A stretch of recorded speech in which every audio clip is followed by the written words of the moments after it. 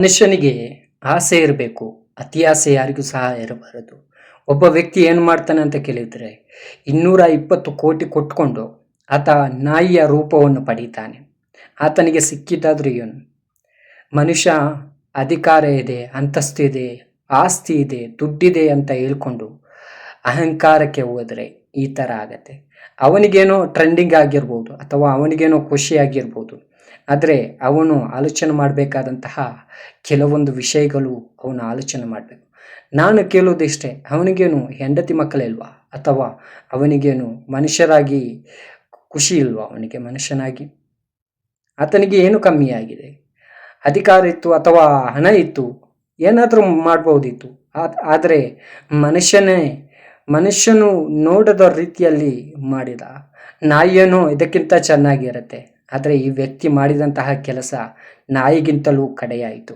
ನಾಯಿ ತನ್ನ ನಿಯತ್ತಲ್ಲಿ ಇರುತ್ತೆ. ಮನುಷ್ಯನಾದವ ನಾಯಿ ರೂಪ ಪಡೆದರೆ ಅದು ನಿಯತ್ತಾಗಿ ಇರಲಿಕ್ಕೆ ಸಾಧ್ಯ ಆಗತ್ತಾ? ಪ್ರೀತಿಯ ವೀಕ್ಷಕರೇ, ನಿಮ್ಮ ಹತ್ರ ಹೇಳುವುದು ಒಂದೇ.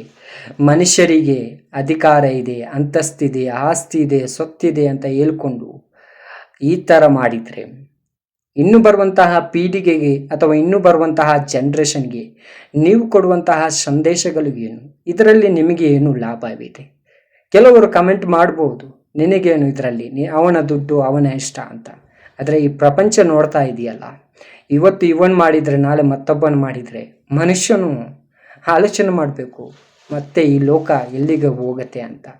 ನಾವೆಲ್ಲರೂ ಬುದ್ಧಿವಂತರು ಅಂತ ಹೇಳ್ತೇವೆ. ಮನುಷ್ಯರ ದೇವರು ಕೊಟ್ಟಂತಹ ಜೀವಿಗಳಲ್ಲಿ ಅಥವಾ ದೇವರು ಸೃಷ್ಟಿ ಮಾಡಿದಂತಹ ಸೃಷ್ಟಿಗಳಲ್ಲಿ ಮನುಷ್ಯರು ಅತಿ ದೊಡ್ಡ ಬುದ್ಧಿವಂತರು ಅಂತ ದೇವರೇ ಹೇಳುತ್ತಿರುವಂತಹ ಸಂದರ್ಭದಲ್ಲಿ ಈತ ಮಾಡುವಂತಹ ಕೆಲಸ ಯಾವ ಸಂದೇಶವನ್ನು ಕೊಡುತ್ತೆ?